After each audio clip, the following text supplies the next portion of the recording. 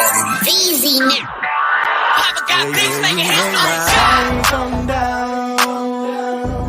Ooh, you make my high come down. Always tripping when you come around.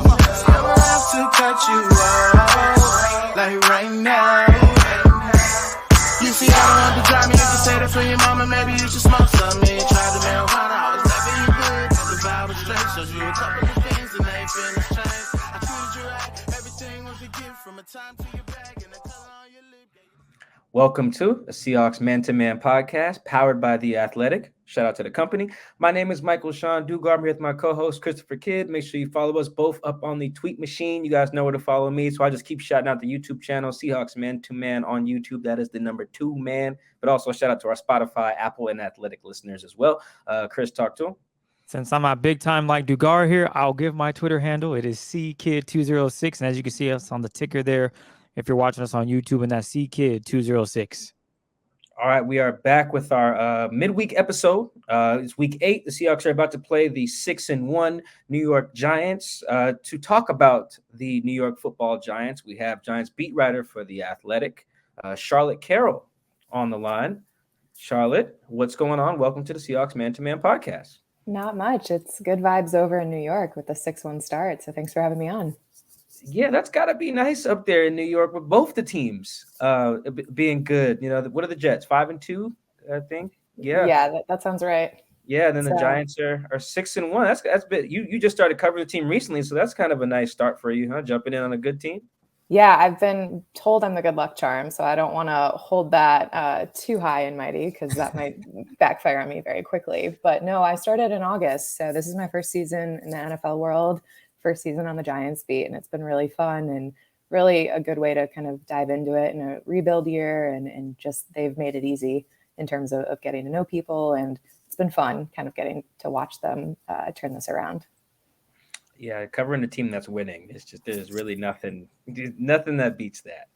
It's very fun. The Giants are, I don't want to say somehow, but I will, somehow 6-1. That's fair. Yeah, explain this to us. How the hell are the Giants 6-1 right now?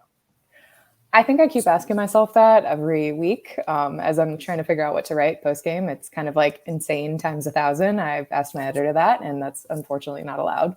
But no, it's really, they're just getting it done. I think they're just they're out coaching their opponents and then ways when it counts. And it to the point where when you ask players about like, is this magical? Like, are you guys like sick of being underdogs?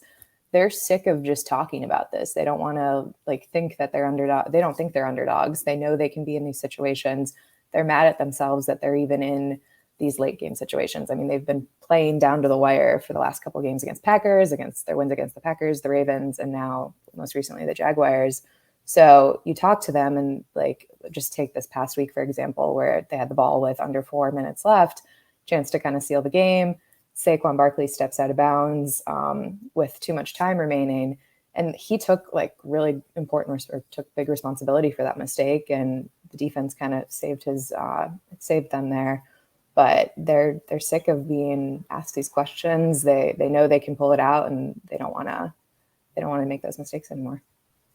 You gotta love a lovable underdog in the New York media market. That's great. That's great. I feel like it takes a lot for that to happen. It takes years and years of ineptitude, and no franchise quarterbacks and coaches switching in and out. And but you're right. I think they're the underdog this week, aren't they, Chris? Yeah, they're down. Yeah, it's Seahawks -3. So there you have it. Wow, -3. Wow, that's pretty nuts. I think you used the word magical. The word I would use lucky, at least on paper. Because I was looking at something. It's funny. The homie covers the Texans. Shout out to DJ, and he was mentioning that the Texans have like one of the best point differentials, I think, through 3 quarters, and then they're getting outscored by like 40 or something like that in the fourth. He's like, oh, they're not that bad. I was like, no, that's what bad teams do, is get their ass kicked in the fourth. And the reason I even know that stat about the Texans is because I was looking at the Giants, who are outscoring teams by 30, plus 36. In the fourth quarter. That's second best in the league behind the Jets somehow, which is just incredible. So is it, and like I think you mentioned, all their games have been one-score games, which is just nuts. So they're finding ways to win. Is that sustainable? And two questions: is that sustainable? And then the way that they have won, is it luck, a little bit of coaching? What's going on specifically at the ends of games for these guys? I think we can easily say it's luck, but I think it is the coaching. I mean, the staff is Brian Dable came from Buffalo, brought in guys that he both knew, kind of some of his assistants, or excuse me, other coaches, but then his coordinators came from places where he hadn't been before and hadn't worked with. So he really intuitively chose the guys that he kind of who could bring the best and the most differences and interesting stuff with Wink Martindale and Mike Kafka. So you got to give those guys credit for what they're doing. But I don't know. I think it's just they're playing their butts off in that final quarter. I don't know what it is. They find ways to screw things up, and then penalties and injuries have been a big problem with this team as well. Just it feels like every game is you lose. They lost 3 starters this past week, but it's just they're finding ways to get it done. I don't know. I think the luck is there, but then also they're closing it out when it counts. I mean, you've got those defensive goal stands with Fabian Moreau barreling into the Jaguar, and then the Julian Love and Xavier McKinney making the tackle. So it's not just a fall of the ball in the best spot. They're doing what they need to do to close it out. Yeah, injury wise, didn't somebody got a broken eye now? Yeah. It wasn't pretty. I saw him as he walked out, and he had a towel over it or a compress. I thankfully didn't see the eye in person, just the TV screenshot of that. But he's supposed to have surgery this week. I think it's an orbital bone reconstruction, if I'm correct on that. But they're hopeful. Granted, it's very early that the rookie Daniel Bellinger can make it back this season, because he's been having a good season so far. And offense that doesn't have a lot of wide receiver products because of injuries, partly. Daniel Bellinger has been making an impact at tight end. Chris, had you seen that? The tight end has a broken face. Did you see that? No, I have not. You don't do it. Don't look it up. I don't think I will. I'm good. I'm gonna find a picture and probably send it to you if such things exist. They exist. Oh yeah, we gotta see. It's actually kind of ironic. I'm gonna do that to Chris, because last year when Russ broke his finger and he had mallet finger, fans were unprompted sending me clips of or pictures of the times they had it, and I was just it's gross. Their fingers are going the wrong way, and it's I didn't ask. I don't care. No one wants to see that. I didn't even want to see clips of Russ's finger when it happens. No, Dan from Amazon, I don't want to see your broken finger, from your high school days. It's that's weird. But let's make some picks. Let's make some picks. Chris, who should go first? Ladies first. Ladies first. Thanks. All right, No Charlotte, pressure. you're up. Who's gonna win on Sunday? Just given what I've seen from the Giants, it's very hard, even though they're the underdogs. I think it's hard to bet against them. They just keep finding ways to close it out. I mean, this is going to be a different environment. I've personally never been to Seattle or let alone played there, obviously, not an NFL player. But I know it's going to be a tough environment, but I have to go with the Giants on this one. It's funny you use the words don't want to bet against them. Chris has bet against the Seahawks. How many times now in a row, Chris? You bet against them too. I don't want to hear it. I haven't bet against them I didn't bet against them, but on this pod I have. Didn't you? You lost money betting against the Seahawks, didn't you? First week. Yeah, opening night I did. That was rough. That was it. Other than that, I've been betting on this segment, and yes, I'm done betting against the Seahawks, so I'll go ahead and go next. I'm taking the Seahawks to win. I'll say 30-24. That's right. Charlotte, what score do you have? Ooh, I don't know. The score is where things get a little dicey. The Giants have not had high scoring games.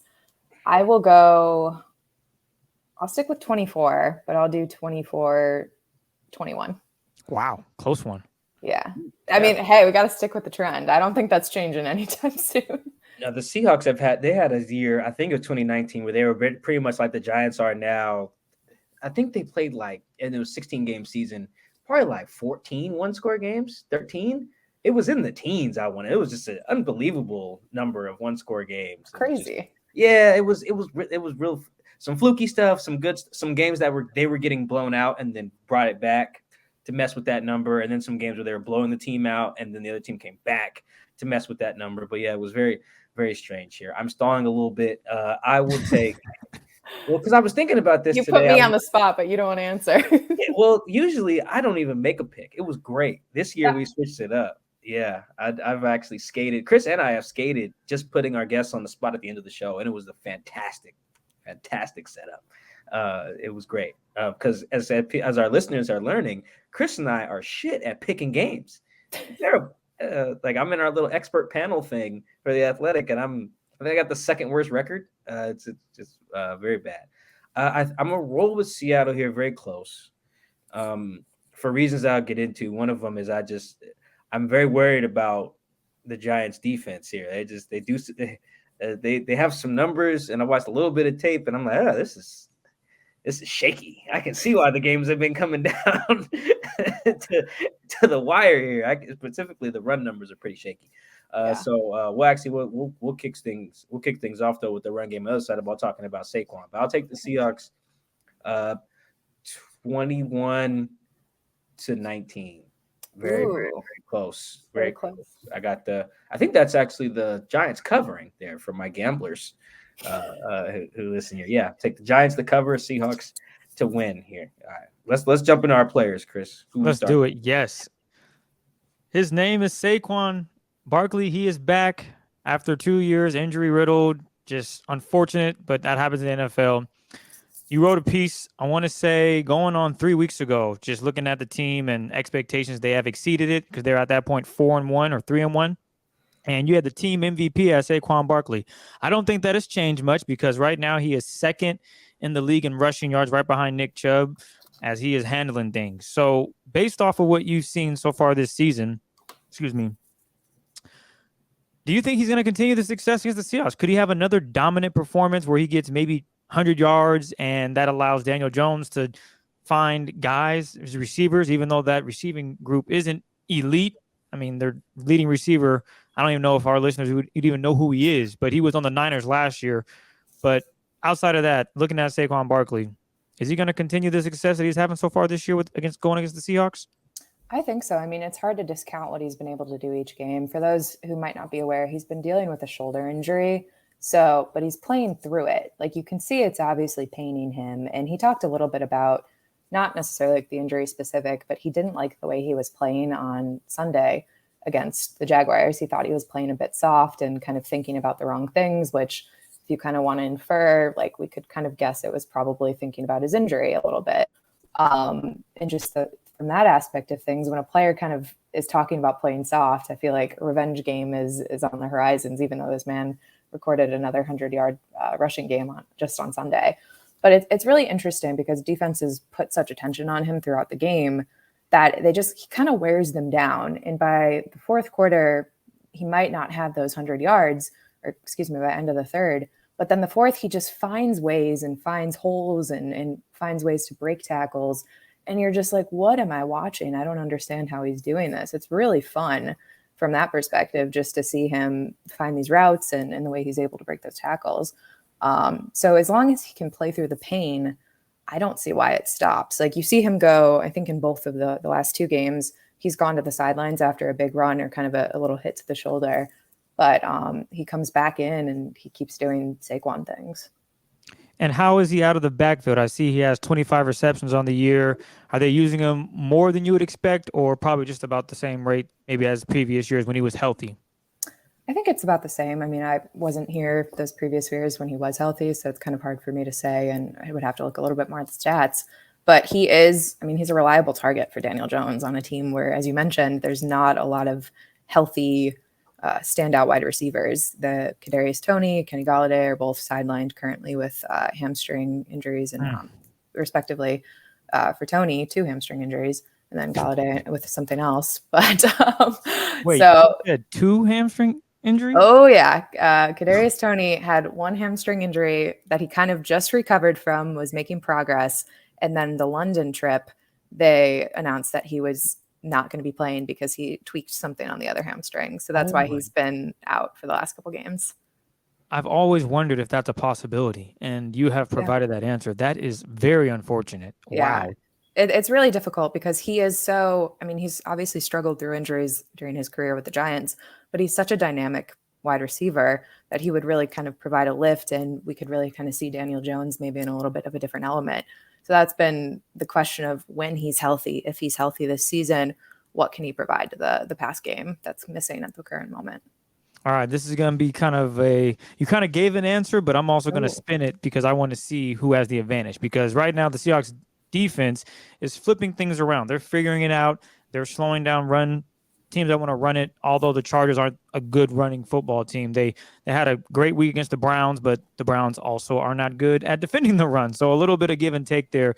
But do you think the Seahawks have an advantage, or are you thinking the Giants have the advantage with their offensive line, going to move some of these guys out the way and create running lanes? Because right now, Saquon Barkley is averaging, before contact, he's averaging 2.6 yards before he even gets touched. So is that going to continue this week with that offensive line, which I don't know if it's good or bad, but you can tell me now, like, who do you think has the advantage here?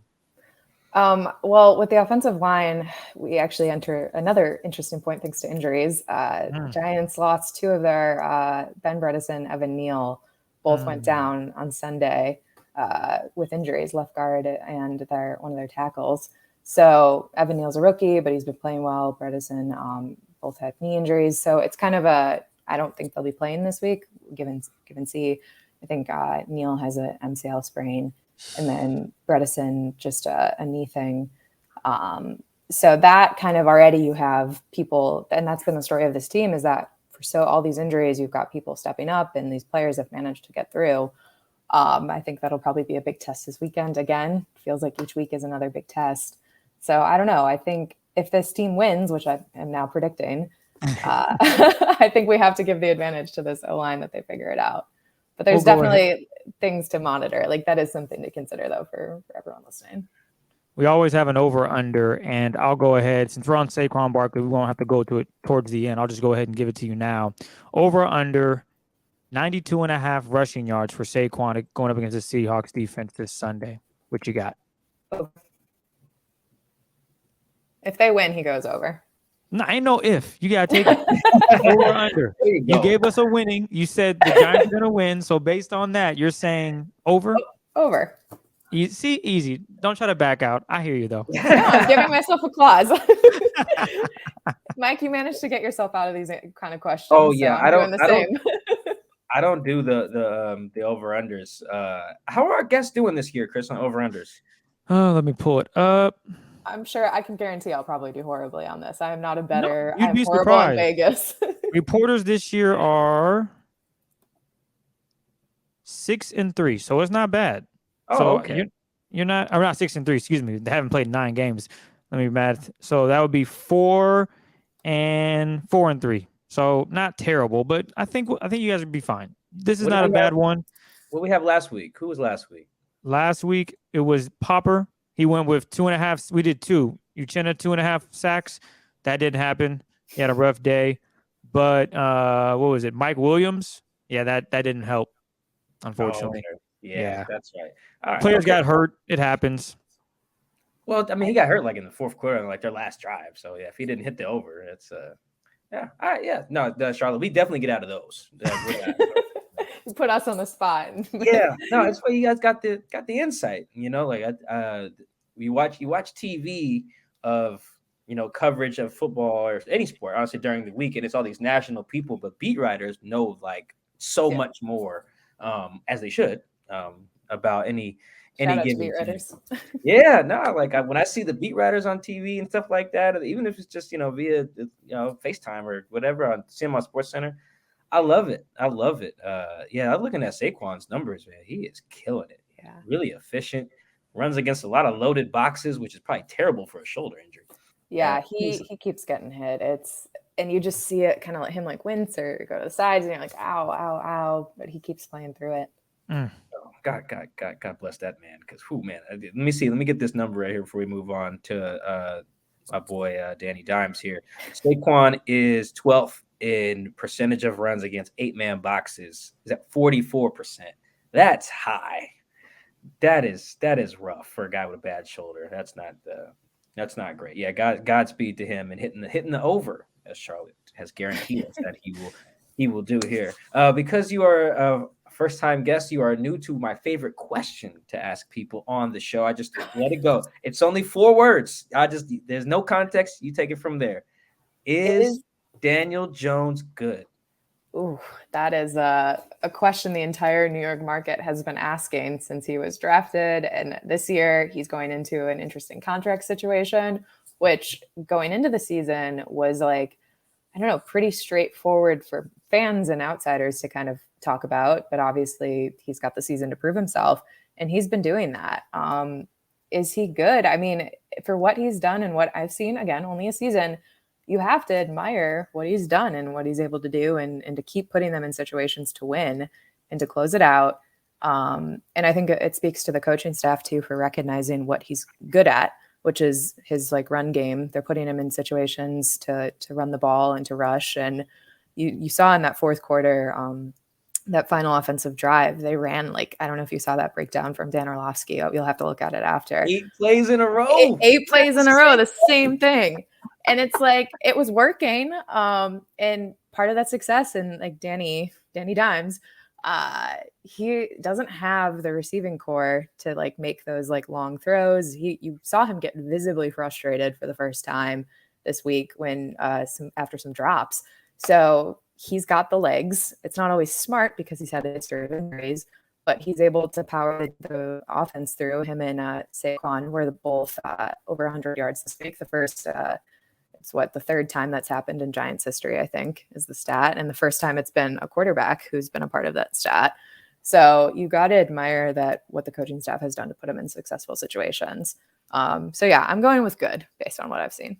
There we go. Wow. I was wondering were we going to come back around to whether he's good or not. We're giving the details and we'll get back. Yeah, we did. Yeah, Chris, did you see that Dan Orlovsky breakdown on I think it was NFL Live? I'll send it to you after so you have it. But it's really fascinating to watch. I mean, just for me coming from a perspective where I like haven't done a lot of football stuff, it's really interesting to watch like expert breakdowns and like film breakdowns. And that is just to see that run successfully over and over is really, really cool. Did you see it, Chris? Have you seen it, Chris? I have not. No. Oh yeah. Please send it to me. Talking crazy to you. It's so well. It looks just like Madden. It's just running they ran the same play to the same side. It's just power. It's just like they're pulling the guard. And they run power like 5 times in a row, and then they just start running power to the other side. and then one time Daniel Jones just keeps on the same concept. It's 8 times in a row. It was wow. Crazy. It was like a kid playing, and it worked. It's similar to what the Saints did against the Seahawks. Just 3rd and 3, Taysom Hill. Come on, go to the left. Power strong. We're trying to run it down the left. Oh, we want to do it on the right side? You know what? We'll throw it one time as well. So yeah, yes. I get it. There wasn't even no diversity in it though, really. It was just it was dimes and yeah, it was like playing Madden. You just keep pressing circle or what. I ain't played in a while, but yes, circle. Yeah, just keep pressing circle, and then that's the play you're running. And they ran it 8 times in a row. It was fascinating. So I want to stay on Danny Dimes here, because the way that a quarterback is talked about by his head coach is always very fascinating to me, always very important. Whether it's how coaches talk about Carson Wentz, like Ron Rivera saying, "Oh, what's the problem with your team, Ron? Oh, quarterback. Well, that's bad." Or just how RG3 was cheated in Washington, or how Kirk Cousins didn't get along with Mike Zimmer. You can always just kind of feel how that relationship is going. It's a very important one, as people know in Seattle with Pete Carroll and Russell Wilson. With Brian Daboll, the coach of the Giants, I feel like from afar, he is recognizing the importance of that relationship and going out of his way to make it very clear that Daniel Jones is an integral part of the winning that this team is doing. Charlotte, am I tripping, or does it seem like Daboll is making a concerted effort to do that publicly with you guys pretty much every week? Yeah, no, I mean, again, I've not dealt with Daboll in the past, or like granted, he was an offensive coordinator, so it's not like he was out in front talking to media and having to do with that.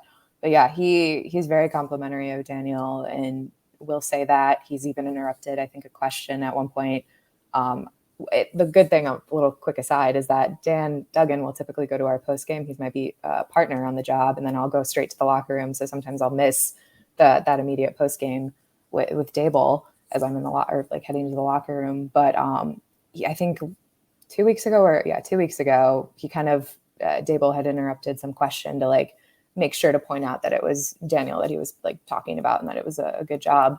But I think he called him cool as a cucumber just on Sunday. And everyone was kind of, I wasn't there, but again, everyone was kind of like, what's going on here? But very complimentary, knows he's doing everything that he can. And I think that's something for all the detractors for Daniel Jones and what he's done in New York previously. You can't deny that he gives everything he can to play and to win. He was dealing with an ankle injury ahead of the London game against the Packers. And he just wanted to play. Like, even when he went out with that injury in that situation, another crazy game that they somehow pulled off, he came back in, did everything he could to play. So his teammates respect him for that. And I think the coaching staff respects him for that. And he does what he can, putting his body on the line, maybe not smartly sliding all the time to get the yards and get first downs. Yeah, and Daniels now it works. You can see the perception change publicly, like that Daniel Jones, even if he wasn't playing well, the team's winning. Coach says he's playing well. All right, so he's playing well, and it seems like he's playing fine. But there are some. I'm gonna get nerdy here, not super nerdy here for a second, but when I see, because if I was gonna run an offense for Daniel Jones, I would protect him a lot. I would run a lot of play action. I run a lot of heavy personnel. I make sure he's not getting hit, so he doesn't fumble, because he's obviously had an issue with that. I think he's only lost 2 this year, which is decent. The Giants are second in early down play action rate at 52%. So there you go. Brian Daboll is like, oh, same page there. Yet he's third in sack rate. He's getting sacked more often than Russell Wilson, which is bad. So just from a pass protection standpoint, this is a D line in Seattle that have 9 sacks the last 2 weeks. They're getting after guys. So from a pass protection standpoint, what are you seeing from the Giants? Yeah, I think that goes back to the O-line and sometimes some holes in ability to kind of defense to get beyond that. And that's been talked about. And you've got like Evan Neal, who's a rookie, and again, Bredesen, who's injured. So that's why I kind of brought that up earlier.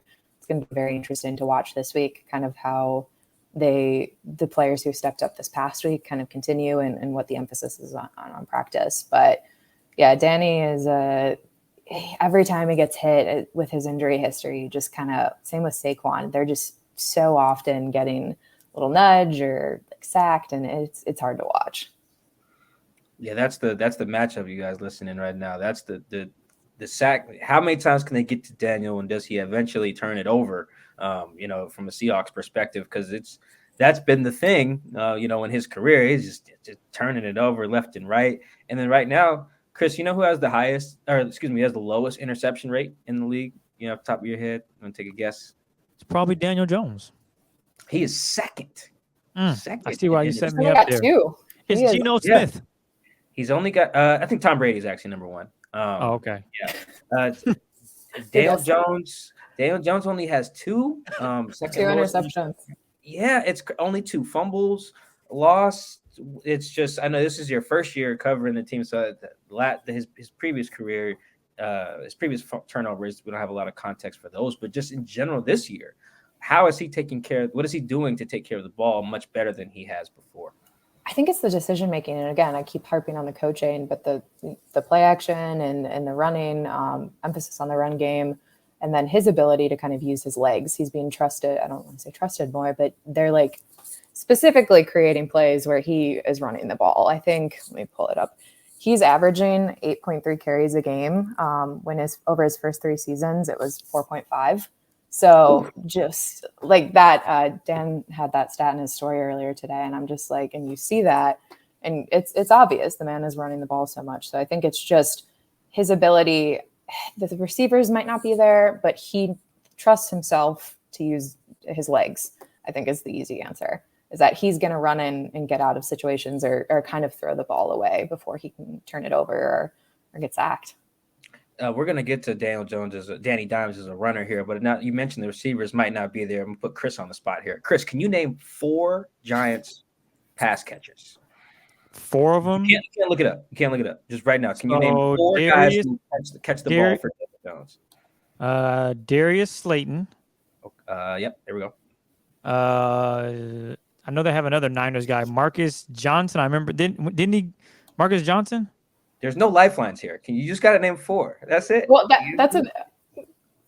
Don't help. Well, am I right? Is he right? Is Marcus Johnson? Yeah, Marcus Johnson is one. Okay. Richie James, who I mentioned briefly. Oh, Kadarius Toney, who's hurt. Kenny Galladay, and there's one more dude, David Stills. David Stills. I don't know who the hell that is. He's like I think he's behind Marcus, I think. I don't know. I just know those names, oddly enough.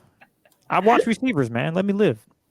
Yeah, that's good. How do he got all those right, Charlotte? Yeah, he got those. Wow. And to be fair, I gave him Toney and Galladay when we were talking earlier. So whether you would have gotten that without, I don't know. But I'll be honest, I would have gotten Galladay because I loved him in fantasy 2 years ago. That's the only excuse I have. But outside of that, I like some receivers on the Giants, although they're not producing. You did get the more like off base ones, which is impressive. Like Galladay and Toney are the ones you would think like come to mind right away. Bingo, exactly. Wait, is that Marcus Johnson, dude who's played for the Seahawks? He's a veteran. So. He's played all over. I can't remember if it's been with the Seahawks. Yeah, he did. Yeah, he's the dude that used to rap. He raps. Yeah, if you go deep into his Twitter, he used to post like freestyles and stuff of him rapping. I don't know how relevant it is now, but that I'll never forget. Dude was just on Twitter rapping, like me trying to get signed by Rock Nation or something like that. It was very, very strange. Good job, Chris. I could not have named anyone. And I was looking at their stats this morning and still couldn't name. My Cash App is Kid206. That's it. Yeah, it was that good. It was that impressive. All right, last thing on Danny Dimes here is him as a runner. You mentioned how often he's running per game. Like among quarterbacks, he's fourth in attempts. He's second in quarterback scrambles. Justin Fields is first. Danny Dimes is third in quarterback rushing yards behind Lamar and Justin. He's got in the end zone a few times on running. Only Kyler and Lamar have more designed rushing yards, which is an interesting one because, like you said, Charlotte, they're making that the plan is to run him. Scrambles are one thing, but designed rushing yards being only behind Kyler and Lamar, that's pretty impressive. So what's some of the specifics that Daboll and the coaching staff have done to unlock him as a runner? I don't know. I think they're giving him the ball more. I think it's interesting, like strategy wise, is especially with the injury, you kind of see maybe they won't utilize that so much in the first half. And then they'll kind of like do that more in the second half when people have kind of like maybe let their guard down a little bit. And especially you saw that a lot this weekend with injuries too. Like there was more emphasis on the passing game to start. I don't remember what his targets were in the first half versus the second. But once the O-line kind of got injured and you had Wan'Dale Robinson as one of the other receivers who's a rookie, and he was making some catches this past week. But they're doing I don't know, they're just kind of, the emphasis is there. He's got, I think, the trust to make the decision with the ball too. I mean, you need that trust in a quarterback, obviously. But when, again, the receiver core isn't always up to standard per se, or just like they're making drops and all that, he's kind of taking the decision into his own hands. I want to spin things and look at the defense as they're going up against a Seahawks offense that is doing pretty well. Geno Smith has been playing pretty darn well this whole entire season with his air yards and just finding guys down the field.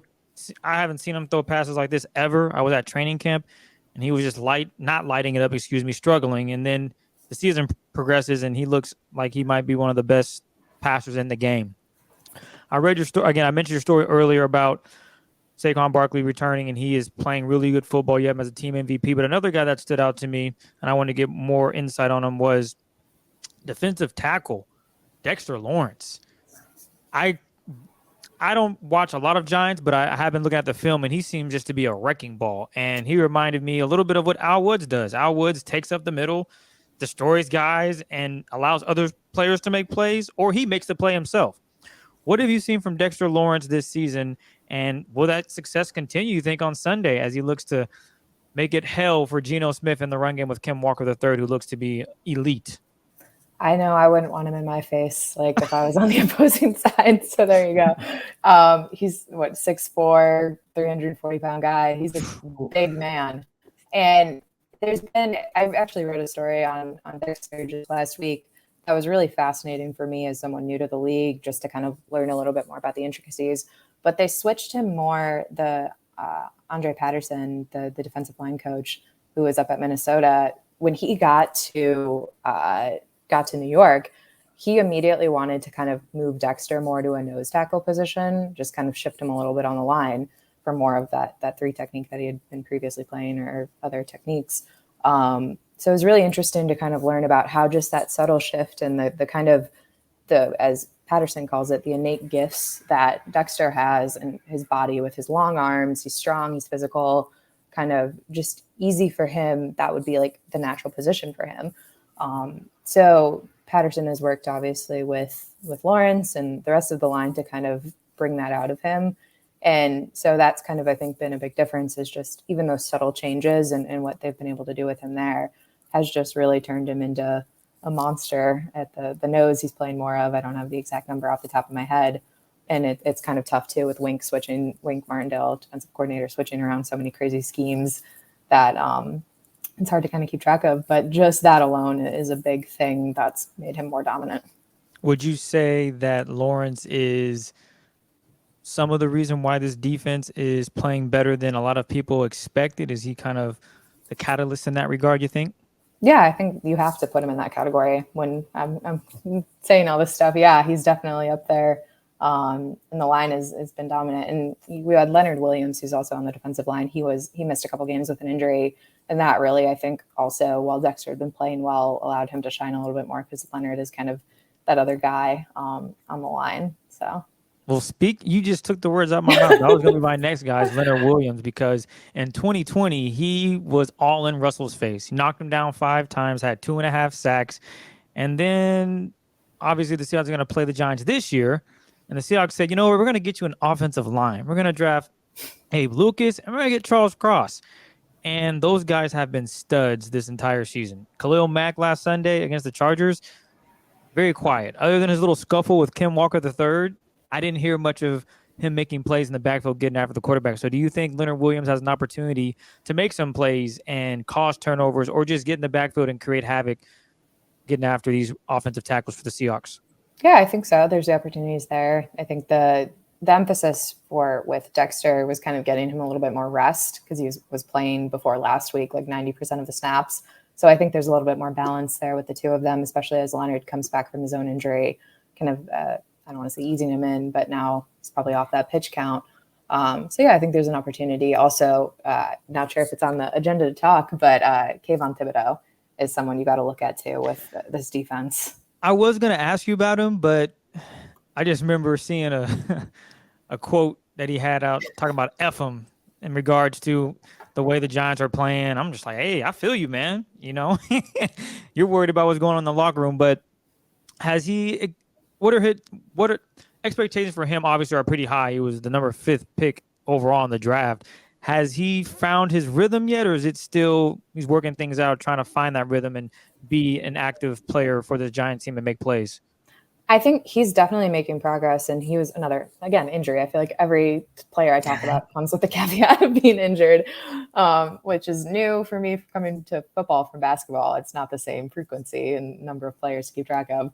But especially as a rookie, just having to get used to things. He had his first career sack last week against the Ravens, got Lamar. So that really was a big boost of confidence. And while he might not have like all these sacks so far to his name, he's getting pressures. He's kind of getting QB hits. He's making an impact where, like, again, also kind of maybe, I don't know if your audience wants to hear this with the Seattle fans, but some calls where Giants fans feel he's might have been held a little bit too, and he might have gotten the sack here or there. So that's a big discussion on Giants Twitter, but I think he's kind of inching his way, finding his footing. But he is someone to keep an eye on. That'll be fun to see what he can do against Abe Lucas and Charles Cross. One last thing though, on defensive side of things, cornerbacks. Who are some of the dudes over there that are going to be trying to cover Tyler Lockett? No DK, it sounds like, coming up Sunday. We'll find out maybe Friday when Pete. Will Pete have a answer by Friday, you think, Mike? Or what are you thinking here?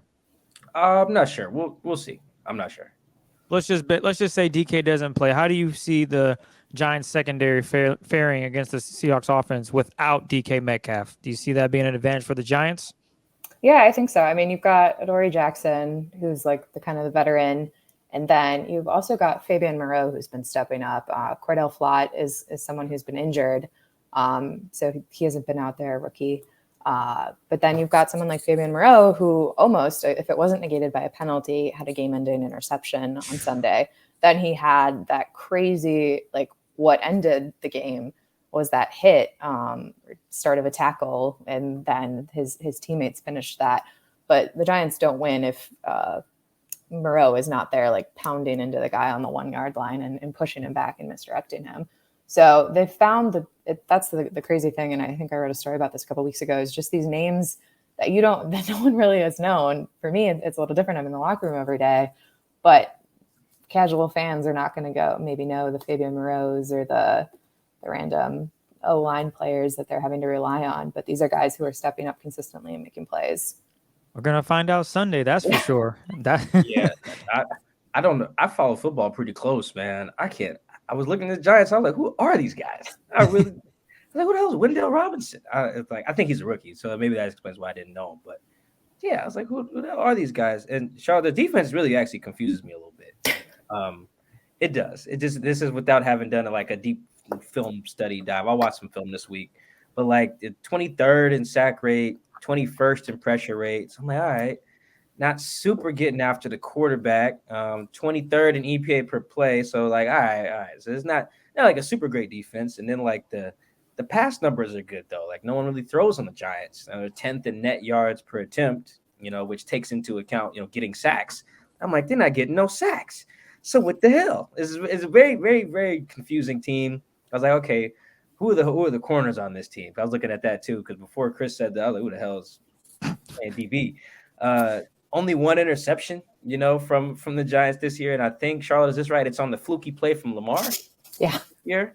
Yeah, well, the one where, Chris, you see that one? I think Lamar fumbles. Yeah. Picks it up. And then tries to throw it. He does throw it. Yeah. Bad throw. Bad. Yeah, it was terrible. It was like a Carson Wentz-esque type of decision there. And I'm like, all right, so is defense good at anything? Let me check the run numbers here. Oh, God. Giving up 5.7 yards a carry, which is worse in the league, and 144 yards on the ground per game, which is weird. That's actually a lot. I don't know where that ranks. But for some reason, they've only allowed 4 rushing touchdowns, it looks like. Whereas the Seahawks, for comparison, have given up like 10. Yeah. Can you help me make sense of this defense here, Charlotte? I'm just so confused here. I'm also trying to make sense of it. So you're not the only one. I'm blaming it on my newness to the league and the team, new coaching staff. I mean, defensive coordinator Wink Martindale loves the blitz. So that's been like, when you talk about the Giants defense, you have to talk about Wink blitzing. But everything else, this is like the story of this team is that they get it done when they need to get it done, which I think you were asking me, like the sustainability of that. I don't know, but like they feel like it's not luck anymore. And when you talk with them, they're not happy that it's such close games. So I think they don't want to be in those situations where they have to have a goal stand and random penalties put the Jaguars into the red zone with 10 seconds remaining. But it's just, it's kind of crazy to think about. And I've never been like crazy into the stats before. Like it's kind of fun with this job, is getting to learn more and get in on all the stat boards. But when you say stuff like that, it's like, okay, I don't really know how this is happening, but you just kind of watch it happen. And I don't know, the players get it done is the easiest answer. Yeah, it's so strange. Like the Seahawks have been weird like this in the past. Actually, like last year they were like one of the worst pass defenses in the league for a good stretch. They fixed it at one point, but it was bad for a little bit. But they were like one of the best run defenses in the league. So it was like, how does that complement? Yeah, like how are you so good on first and second down, stopping the run, and then third down comes and you just fall apart. They had bad pass rushes. It's just so strange how teams sometimes build back to front. Sometimes that's blitzing. It's just crazy. The run numbers though are what stand out to me for this particular matchup, which leads to the question I'm going to ask here: is there any chance that Ken Walker III doesn't just run for 200 yards on these guys based on what we've seen from the last couple of weeks? I think there's a chance, and that's because there's so much emphasis on him that maybe someone else runs for 200 yards. There's just been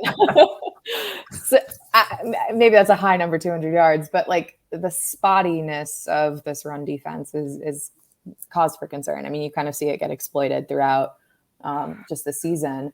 Whereas like maybe the emphasis will be on him versus, I don't know, like, well, I think with Christian McCaffrey, right, in the Panthers game, he didn't have like a breakout game, but someone else did when he was still on the Panthers. So that's why I say that.